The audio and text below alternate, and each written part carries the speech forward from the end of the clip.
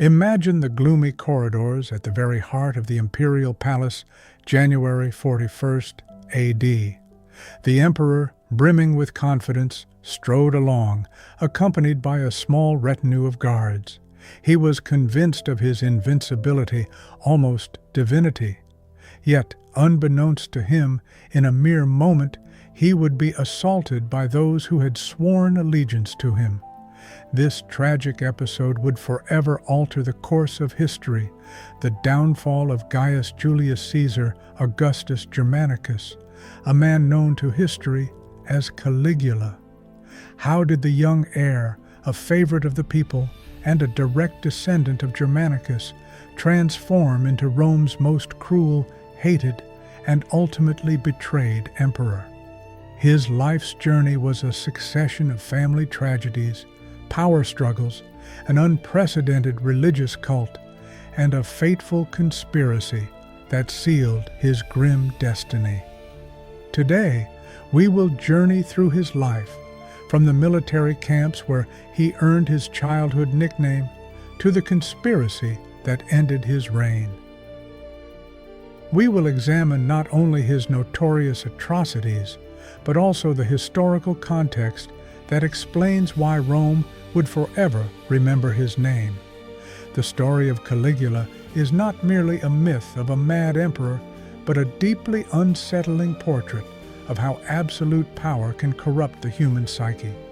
Gaius Julius Caesar, Augustus Germanicus, better known to history as Caligula, was by no means born for imperial power. Born on 31st August 12th AD in the picturesque coastal town of Antium, he was the son of Germanicus, a celebrated and beloved Roman general, and Agrippina the Elder, a direct descendant of Emperor Augustus himself. Gaius's childhood was spent far from the luxuries of the imperial court, amidst the military camps, alongside his father. The legionaries adored him, seeing in him not only their commander's son, but also a kind of good luck charm. The boy was dressed in miniature armor and tiny sandals, lovingly made to measure. It was then that the soldiers gave him the nickname Caligula, meaning little boots. This affectionate gesture became an indelible mark in history, a moniker that Gaius himself would later despise, yet one that nonetheless sealed his destiny. During those years, surrounded by an atmosphere of discipline, loyalty, and the thunder of war drums, young Caligula absorbed the spirit of Rome. For many, he was just a child with a curious nickname. However, for others, destiny was already inscribing a name that future generations would associate with madness, power, and tragedy. At the age of 7, Gaius, later known as Caligula, faced a tragic event that overshadowed his early years. His father, Germanicus, a celebrated general, was in the eastern provinces conducting a military campaign. Suddenly, he was struck down by an illness accompanied by high fever, convulsions, and progressive emaciation. In 19 AD, Germanicus died in Antioch, plunging the Roman Empire into deep mourning. For Germanicus was not merely an outstanding general, but was also considered the most likely successor to imperial power. For young Gaius, this loss marked the beginning of a series of tragic events that profoundly impacted the formation of his personality. The circumstances surrounding Germanicus's death aroused widespread suspicion. Many contemporaries believed he had been poisoned on the orders of Emperor Tiberius, who, driven by envy of Germanicus's popularity, feared a potential overthrow. Despite a lack of direct evidence, these rumors quickly spread throughout Rome, taking root in the mind of Agrippina the Elder, Caligula's mother. Consumed by anger and a thirst for vengeance for her husband's death, she transformed her children's lives into an incessant struggle against Tiberius. Thus, Caligula learned a crucial lesson. In Rome, power was not only inherited, but could also be seized by force, and betrayal could lurk even within one's own family. By the age of 19, he had lost almost all his close relatives. His mother had been sent into exile, where she died alone, and his elder brothers had been imprisoned and executed. Ultimately, he was left alone.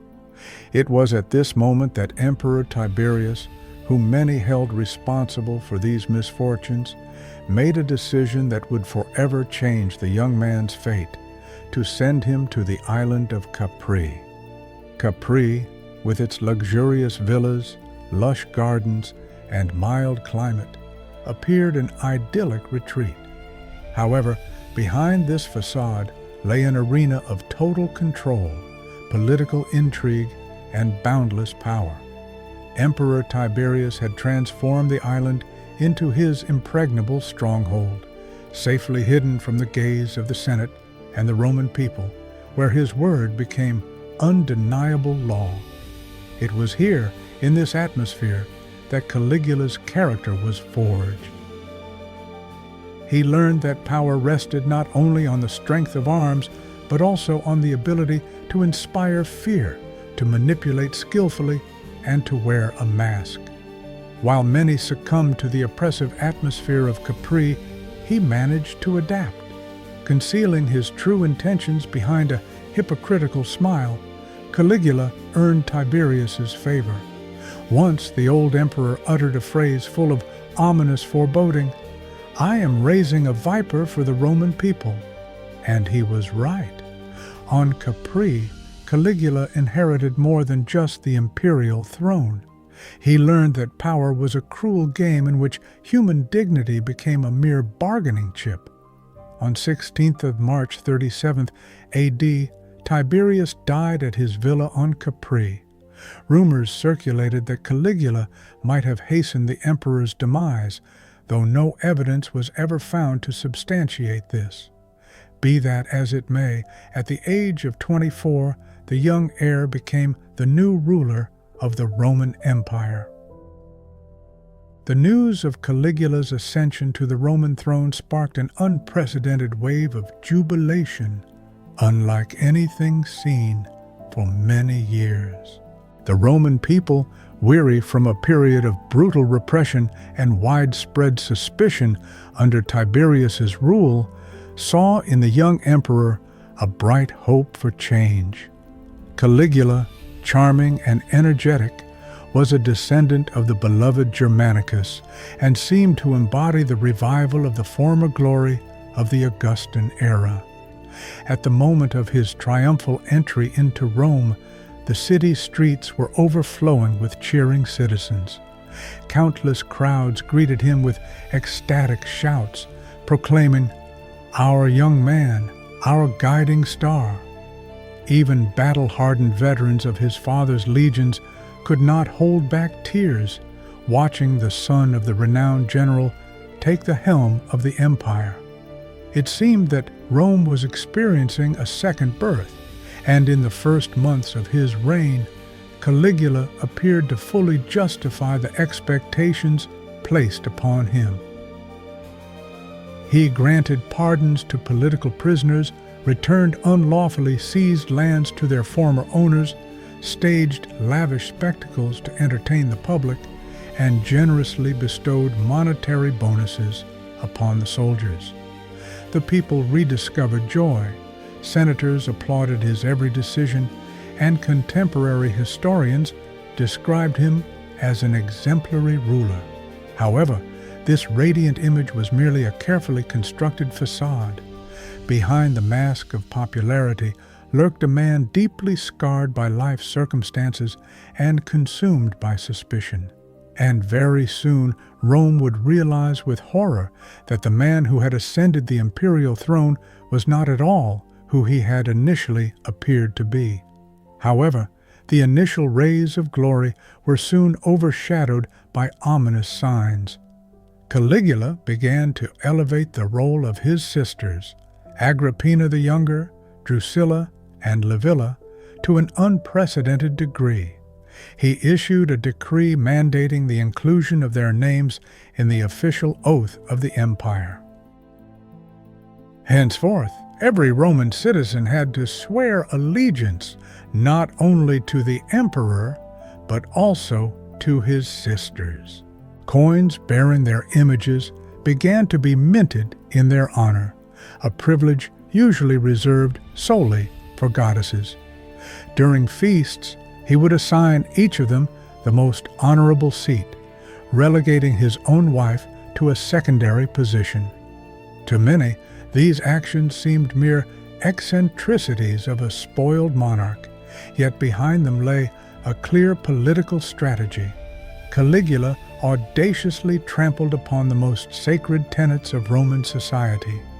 He was forging a new system in which the imperial family became not merely a ruling dynasty, but a religious and moral beacon, standing above all traditions.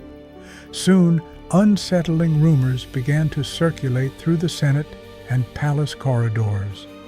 Whispers spoke of Caligula's unseemly closeness with his sisters, especially Drusilla, with whom he indulged in provocative intimacy. The Romans did not yet suspect that these scandalous antics were merely the beginning of a moral and political transformation that would shake the great empire to its foundations. In the tumultuous and controversial history of Caligula's reign, his relationship with his sisters holds a special place. Among them, Drusilla stood out, occupying a truly unique position in the emperor's heart. Their bond, forged in their youth, was cemented by shared trials, the death of their father, and the family tragedy that fell victim to the insidious intrigues of the imperial court. Over time, their connection evolved into something inseparable and, in the view of many, reprehensibly close. In 38 AD, when Drusilla unexpectedly passed away, barely reaching the age of 21, Rome fell silent in mourning. For Caligula, this was a devastating blow. He secluded himself from the world for several days, refusing food and declining to see anyone. When he finally reappeared in public, he was an entirely changed man. In an act unprecedented in Roman history, Caligula proclaimed Drusilla a living goddess, naming her Diva Drusilla Panthea. He ordered temples to be erected in her honor, priestly colleges to be established, and lavish public ceremonies to be held, rivaling in grandeur the festivities for the traditional gods of the Roman pantheon. For the first time, a woman who was not an empress was granted divine status not by a decree of the Senate, but by the emperor's sole command. All of Rome was compelled to worship Drusilla as if she were one of the Olympian deities. However, beyond the political aspect of this event lay a deep personal tragedy.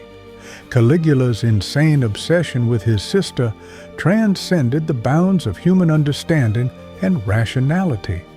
For many contemporaries, this was the precise moment when the line between man and God finally blurred in the young emperor's mind. Following Drusilla's tragic death, an irreversible transformation occurred within Caligula's soul. The young emperor ceased to perceive himself as a mere mortal acquainted with grief, and instead imagined himself a being who had crossed the boundary between the world of men and gods. If his sister had been granted divine honors, why should he not follow her example? Thus began his insane self-deification. He ordered his statues to be erected in all temples across the empire, demanding worship not as an earthly ruler, but as a deity. Caligula instituted daily rituals, obliging citizens to offer sacrifices to his image under penalty of cruel execution for any display of disrespect. In Rome itself, he transformed palace halls into sanctuaries dedicated to his own divinity. The empire's finest artists received an extraordinary commission to depict Caligula with the attributes of various gods. At times he appeared with Jupiter's lightning bolts in his hands, at others with Neptune's trident, and some statues were even created with interchangeable faces, allowing him to embody different gods at his whim.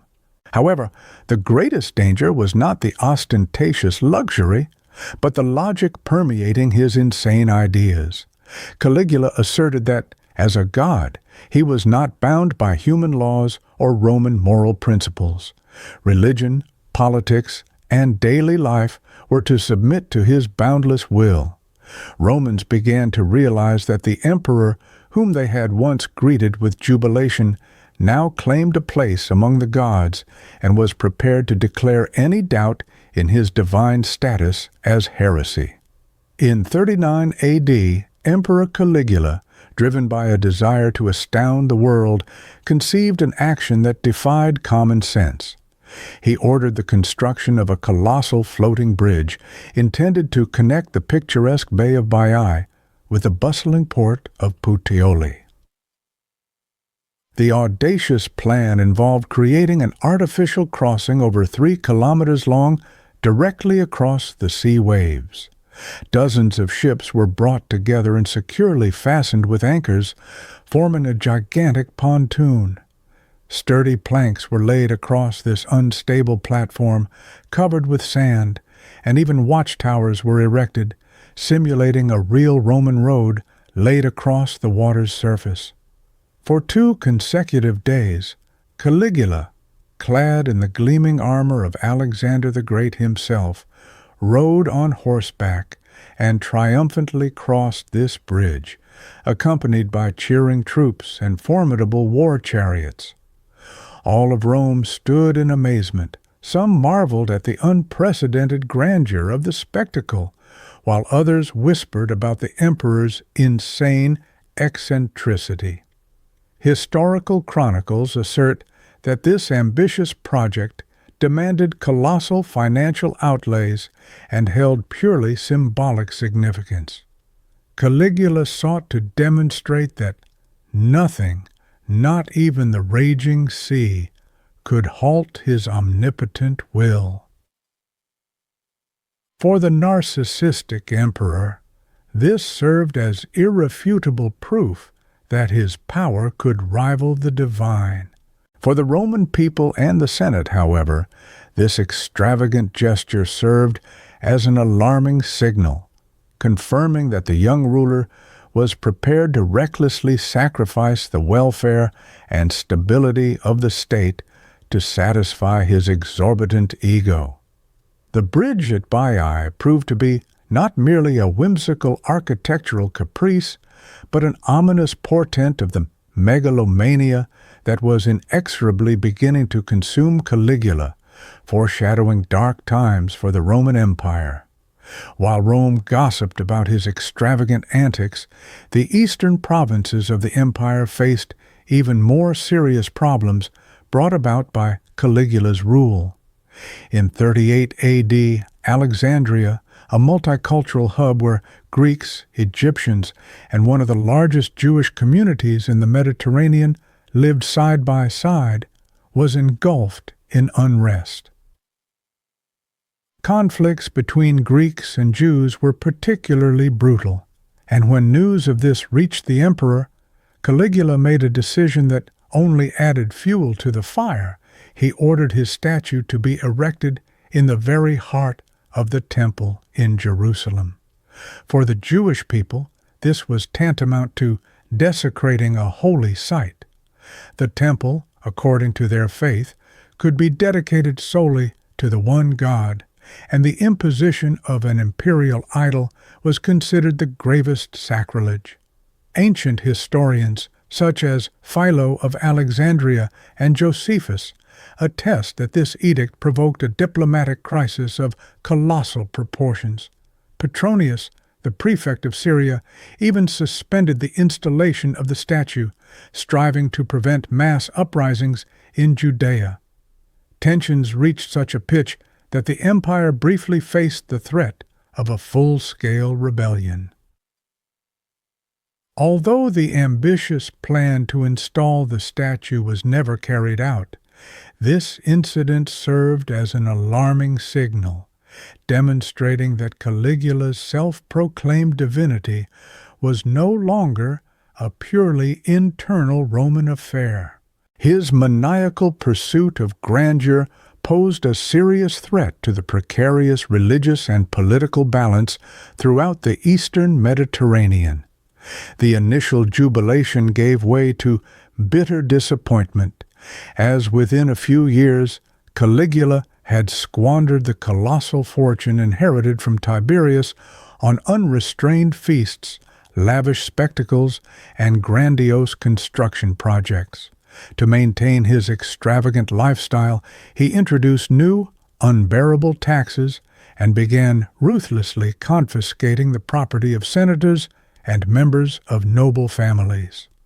The Senate, which had traditionally shown tolerance even to the most authoritarian emperors, provided a semblance of decency was maintained, now felt deeply offended and humiliated. The emperor publicly mocked senators, stripped them of their wealth, and forced them to applaud his insane whims with hypocritical enthusiasm. Even the Praetorian Guard, his personal escort, found itself in an unenviable position. Caligula despised his bodyguards, calling them "my armed slaves," and subjecting officers to constant humiliation. One of them, Cassius Chaerea, became a favorite target for ridicule, forced to use absurd and humiliating watchwords while on duty. In the final years of Caligula's reign, even those who had once admired him began to turn away. The heavy burden of taxes, the relentless rise in prices, and the atmosphere of pervasive fear caused by brutal reprisals dispelled the myth of the people's emperor. Strange rumors proliferated in society. Whispers spoke of his intention to move the empire's capital to Alexandria and his desire to make his horse, Incitatus, a consul. Regardless of their veracity, these rumors only solidified the Romans' opinion that Caligula had overstepped the bounds of reason. On a January morning in 41 AD, Rome awoke expecting its usual spectacles and festivities. But within the imperial palace, a conspiracy was already brewing. Senators, courtiers, and even praetorians had united in a secret plot. The plan was simple: to exploit the narrowness of a corridor on the Palatine, through which the emperor had to pass without his guards. At the head of the conspirators stood Cassius Chaerea, a tribune repeatedly insulted by Caligula. As the emperor entered the ill-fated corridor, he likely believed he was heading for another performance. But in the next instant, blades flashed. The first blow struck its target, followed by dozens more. Caligula, a man who had imagined himself a god, was brutally murdered on the floor of his own palace, sustaining over 30 stab wounds. His wife, Caesonia, and infant daughter were also killed to prevent any continuation of the dynasty. The living deity who had demanded universal worship met his end as a common mortal amidst blood and betrayal. On that fateful day, the eternal city witnessed not only the demise of an emperor, but also the collapse of a myth that divided the empire into two irreconcilable camps. For some, his death was a long-awaited act of retribution, while for others, especially among the common people who had benefited from his generous gifts and captivating spectacles, it proved to be an irreplaceable loss. Thus, Caligula concluded his earthly journey, to the accompaniment of jubilant cries of liberation and the sorrowful tears of those who remained loyal to their ruler until the very end. Caligula remains in the annals of history as an emperor who imagined himself a god, yet met death as a mere mortal. For some, he epitomizes the corrupting nature of absolute power. For others, he is the victim of malicious slander that transformed him into a bloodthirsty monster. The truth, as is often the case, lies somewhere in the middle. A young man who had known the bitterness of tragedy, suddenly invested with the most powerful authority in the world, mistakenly took his pain for greatness and his ambitions for divine providence. His story serves as an eternal warning that the boundless concentration of power can give rise not only to gods, but also to their sudden downfall.